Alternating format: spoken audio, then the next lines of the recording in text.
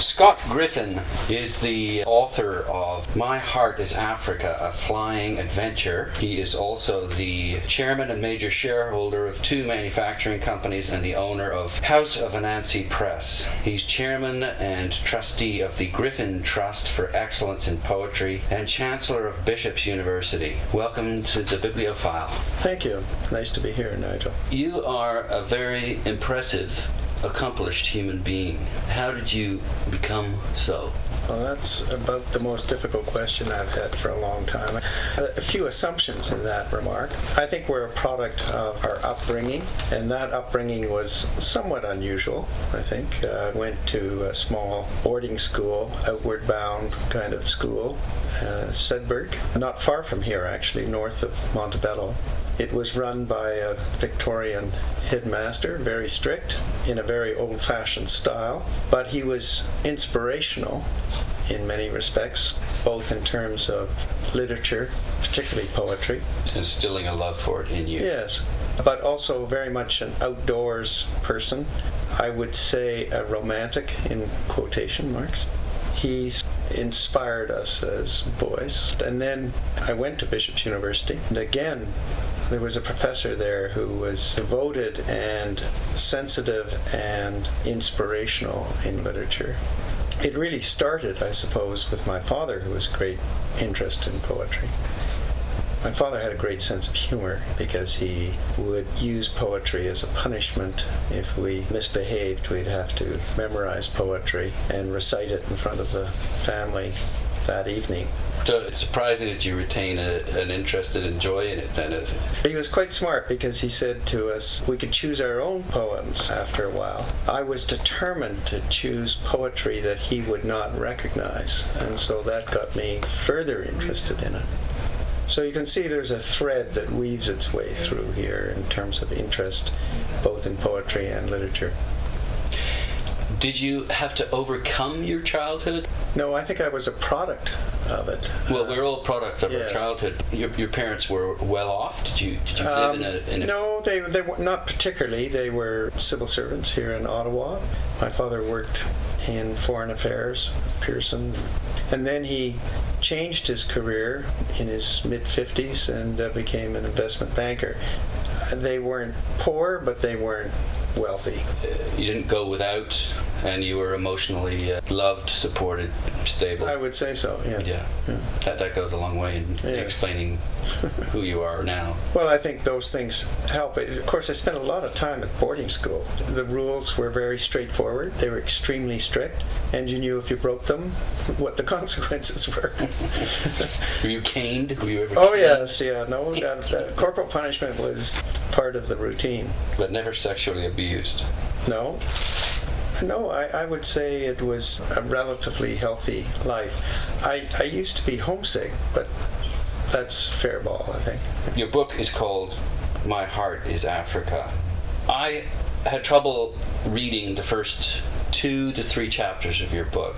There were a lot of overwrought adjectives attempting to convey your amazement and fascination for nature. The clouds, you used the word clouds many, many times. Mm-hmm. Cumulus, reddish haze, liquid haze, turbulence, ribbons of light, fire, sunset, red earth.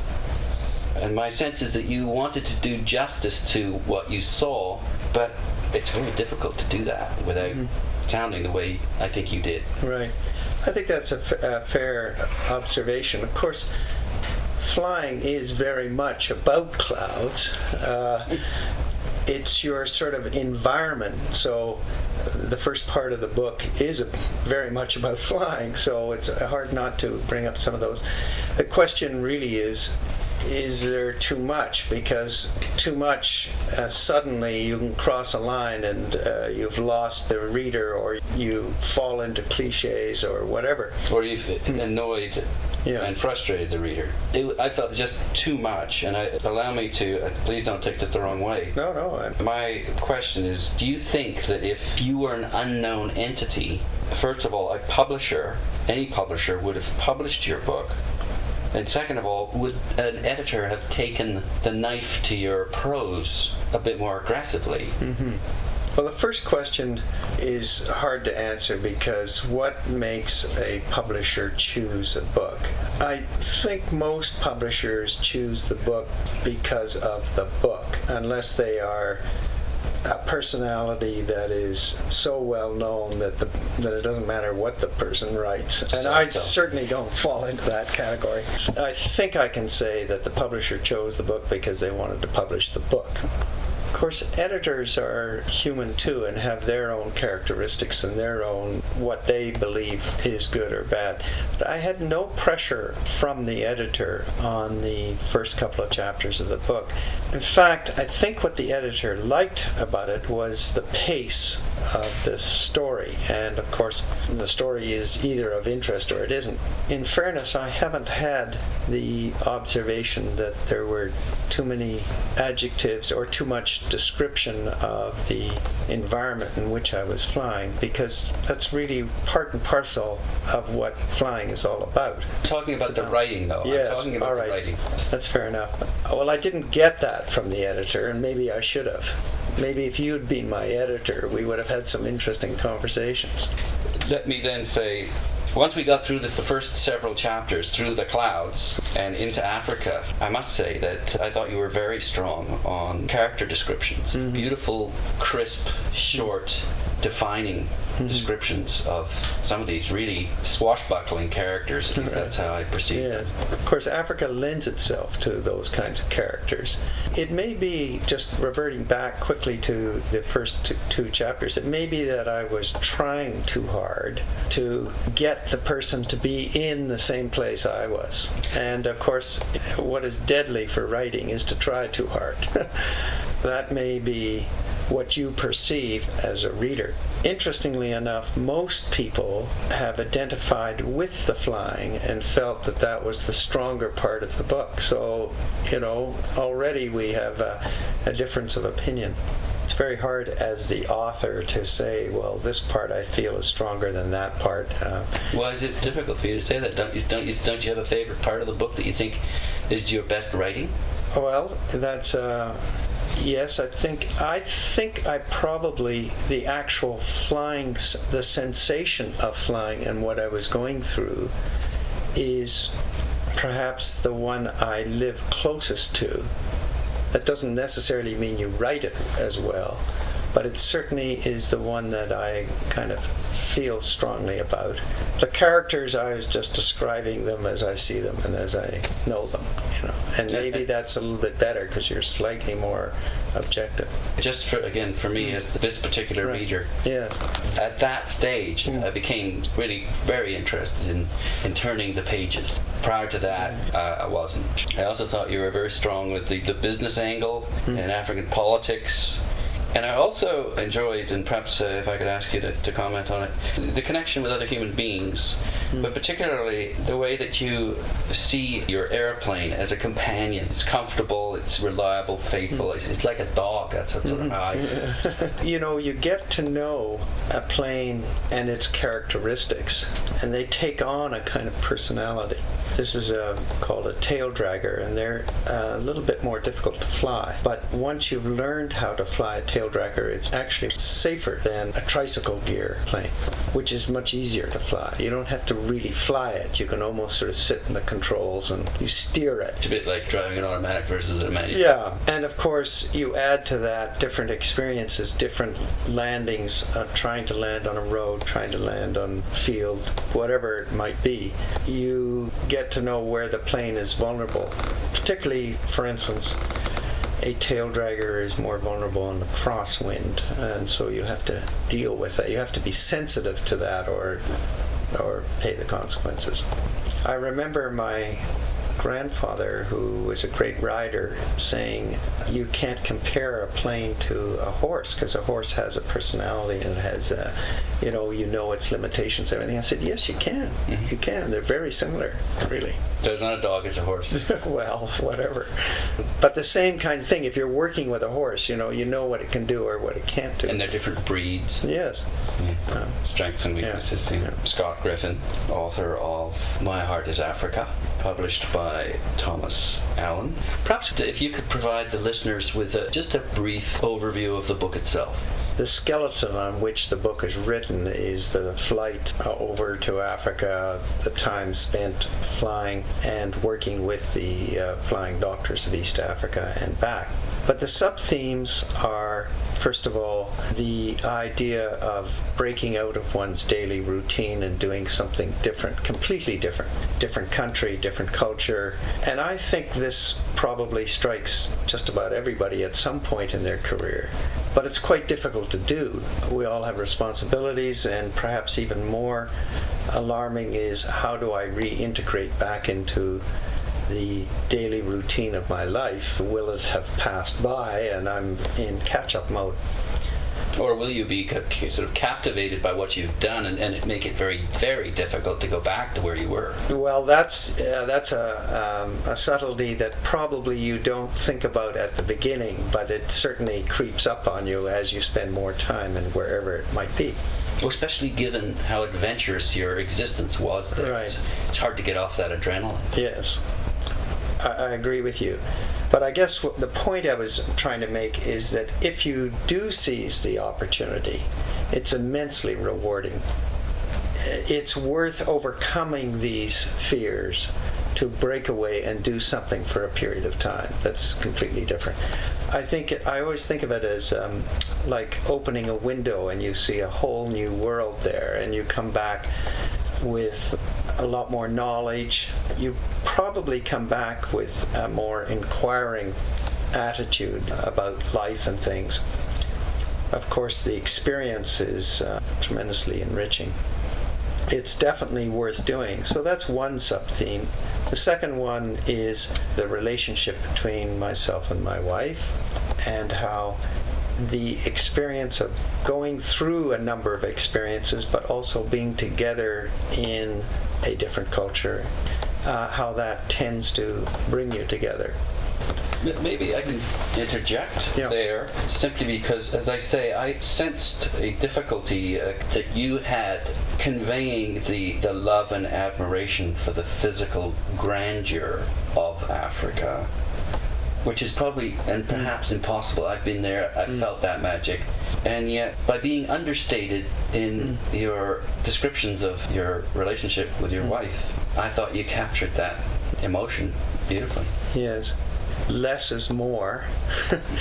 So rather than letting it all hang out, as it were, you can convey great emotion with fewer words rather than more words. The way I see a poem is a distilled novel. Yes. I read often a novel to get those choice phrases that you just marvel at. Right. And a good poem is basically just jam-packed with those, so you don't have to read the novel. Right. I think that's right. That compression of intense emotion with very few words, and that's what makes it such both a difficult and such a wonderful art form. I loved, in fact, I think it was probably my favorite part of the book, when you talk about your wife's interest in beads. Oh, yes. I think it's because it captures entrepreneurial spirit, because I just love the fact that once she's collected these beads, them together as objects of art, for sale in New York. I love that. But it sort of captures, in a way, who you are. I think this entrepreneurial spirit combined with this reverence for art. There are some links here, because professionally my interest in business was always at the venture capital end, which of course is risky. And I've always been interested in risk generally, because risk, while it has some big downsides, also has some big upsides. So that's by nature going to be more interesting. And doesn't that speak exactly to what you just did? You took off. It was a risk. You just took off. Yes. I'd like to think it was a calculated risk. If you look at the breakthroughs, and it doesn't matter whether it's physical, emotional, intellectual, or spiritual, they all invite an element of risk, calculated risk. That's how you make the breakthroughs. The fine line. Yes. Speaking of risk and making money, I really liked what you said about the people who were behind. The organization is AMREF, the African Medical and Research Foundation.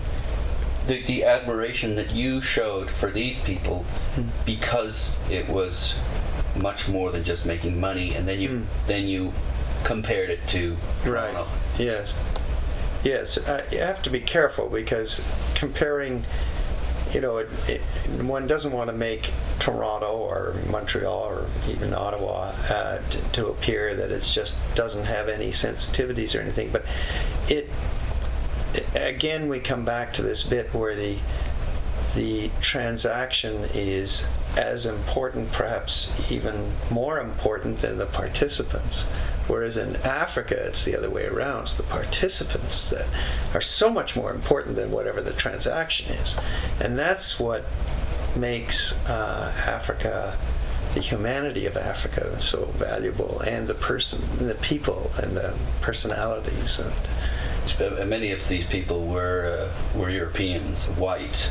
Among the people that I've met from Africa, there's this wonderful, difficult to describe, naivete, optimism. Find the same thing? Yeah, you mean amongst the Africans? The black Africans. Yes. It's almost childlike in some respects, but the wisdom of a child can be. Well, isn't it such that they live in such poverty and yet very human, simple and enjoying the pleasures of life to a greater extent often than we do. Yeah. No, these things seep in very much so, and it's part of the experience of spending time in Africa. I think the real value of Africa comes through from meeting people and spending time with them. That's the same with everywhere in the world, though. Yes, but particularly in Africa, I think, because of this quality, this tremendous warmth that comes through. Your parents were comfortably upper middle class. You've obviously made a great deal of money to be able to do the things you've done, particularly with the poetry prize, which incidentally is so admirable. Well, thank you. Well, after university, my father basically said, "You're on your own. That's it." So best thing he could have said. Yeah, no, I agree with that. I worked for BP, and I was just a kind of slave of them for quite a few years, and then eventually I worked for a small venture capital company in Montreal, and then with a partner started a company that was in the venture capital business, and it ended up turning into quite a large, or a mid-sized, public company in the automotive industry, providing magnesium die casting parts. We actually became the largest magnesium die caster in the world. So it was quite a big company. So you moved from banking and investing into the actual physical manufacturing. I remember my partner saying one day, there's more money chasing fewer deals. We've got to be a deal. We turned into a deal, and it was quite easy to raise the money. So that built up, but in the process, of course, I went from 50% down to about 2% because we were raising so much money and it was being diluted all the time. Ownership. Yeah. Then two large companies, Fiat and Norsk Hydro, bought the company and decided they wanted to take it private, and they wanted to put their own people in. And I was out on the street. With how many hundreds of $1 million in your pocket? No. It wasn't that. I mean, it was a couple of million. And then I invested that in a small manufacturing company, and that did very well. And so here we are. Well, and I think people certainly in the arts and with the love of poetry are so happy that you are here. Well, that's been tremendously rewarding too, The House of Anansi preceded the prize. No, the prize first. And when was the prize? When it was in the year 2000. Oh, so not that long ago. No. Really? Yeah. This will be our 6th year. We were having a dinner with Michael Ondaatje and David Young, who's a playwright in Toronto. I was bemoaning the fact that poetry was really slipping out of the mainstream of our cultural lives. I mean, it wasn't taught in the schools anymore. It's really, really And by the end of the evening, they had got a commitment out of me to put some money into a trust and start the prize. And the next So day... you should have opened your mouth. Maybe. The next day, they went around to Margaret Atwood and said, this is going to happen. I don't know whether you know, but she's like a dog with a bone when something's going to be started like that. Anyway, that was in February. By the end of that calendar year, we had set up a trust, made a couple $1 million in the trust. We had chosen the judges. We had 250 books submitted of poetry, and we had announced the shortlist. 250? Yeah. For 1 year? Yeah. That's quite a lot. Now, this year, we've had 441 books submitted. Is this your first book that you've written? Yes. Scott Griffin, you're experiencing what it's like to be an author. What's that like?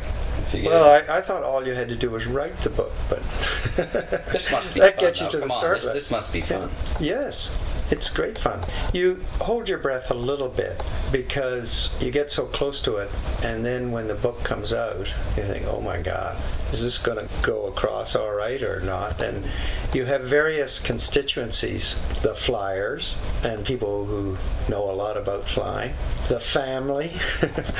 I have a large family. Friends. So did you put anyone's nose on a joint? Did you say anything? Well, the mechanic, I don't know whether you remember, but at one point, and I saw him yesterday, and he'd read the book, and he said, well, I still have those short, stubby fingers you refer to. I said, they're beautiful as far as I'm concerned. They made the gas gauges go up.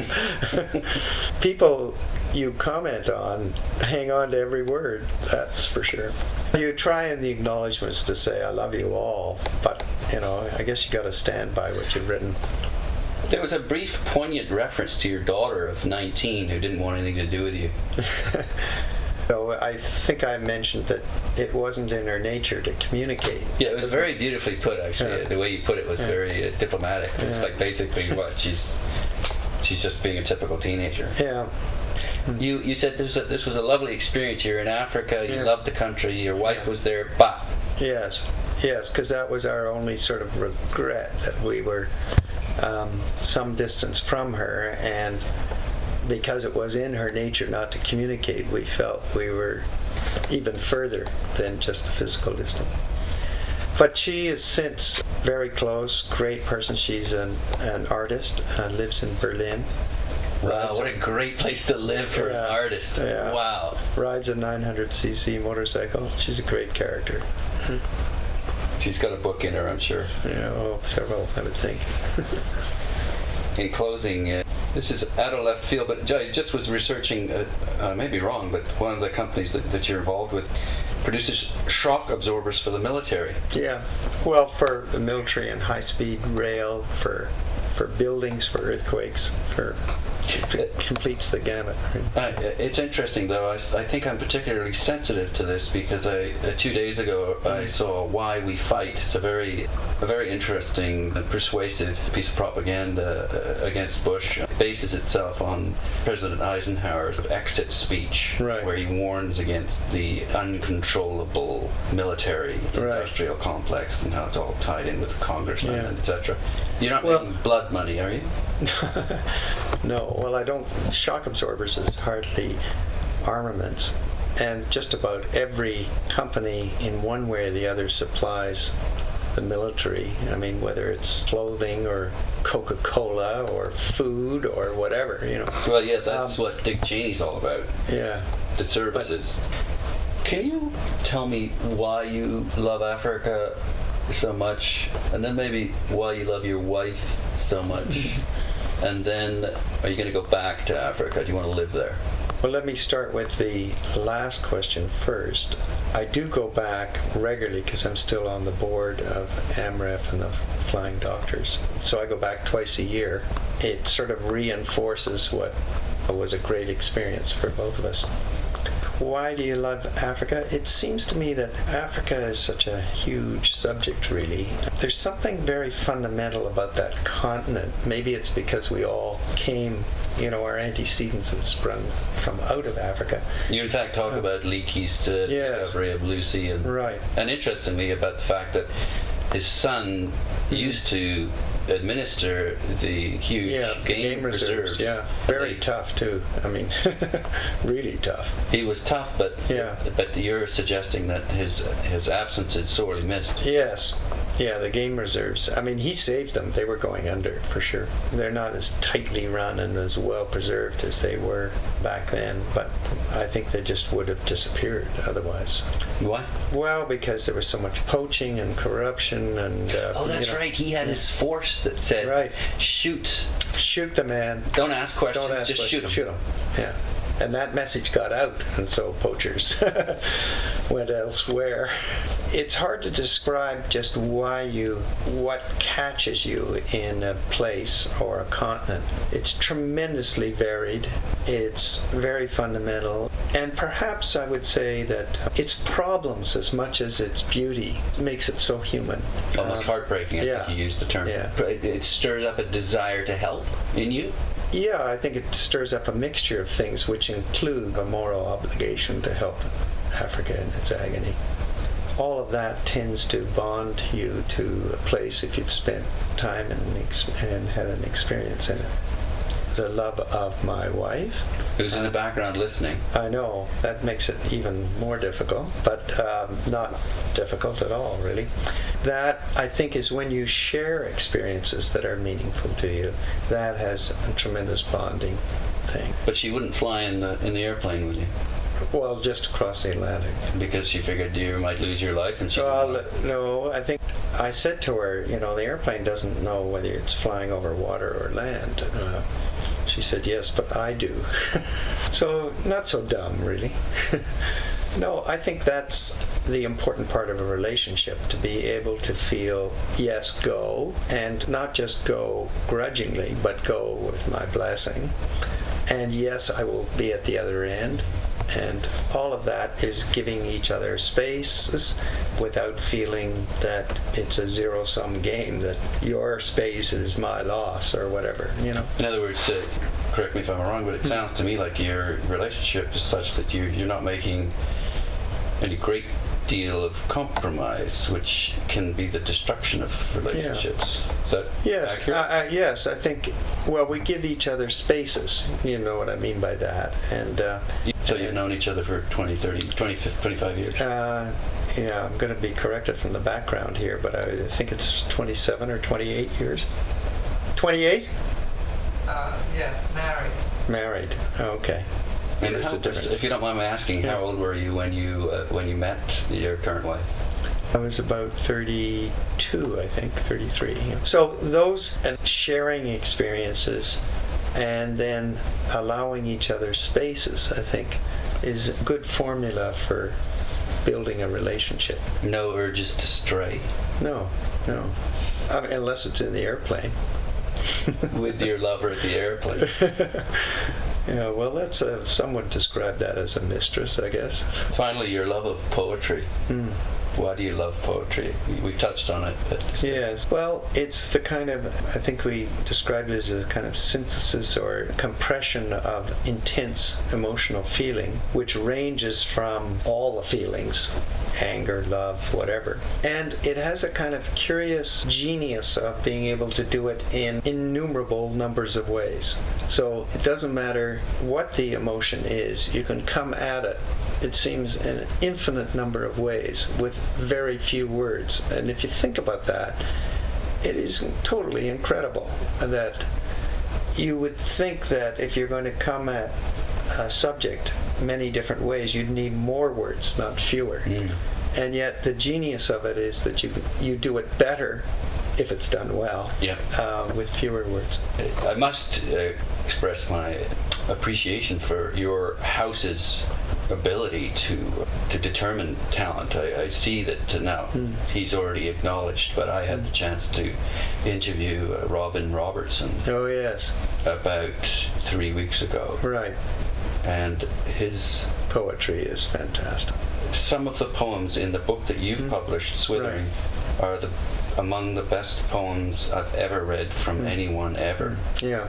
He is a most impressive poet. A lot of those poems are, they really wring it out of you. They're sad in a way.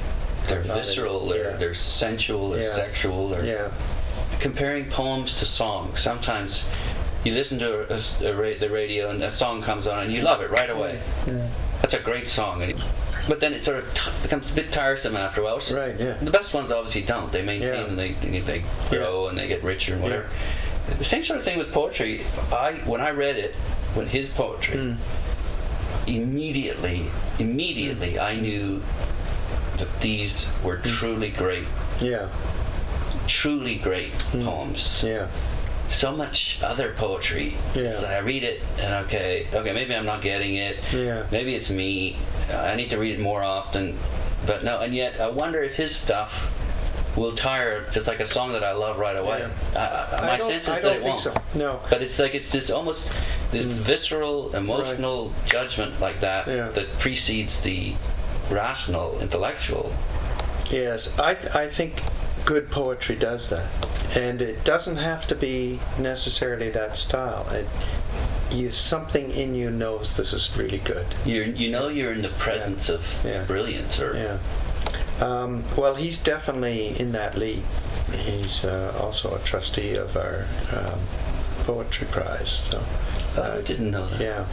So he. Otherwise, I think that book would be shortlisted. He can't submit the book because he's a trustee. Oh, that's too bad.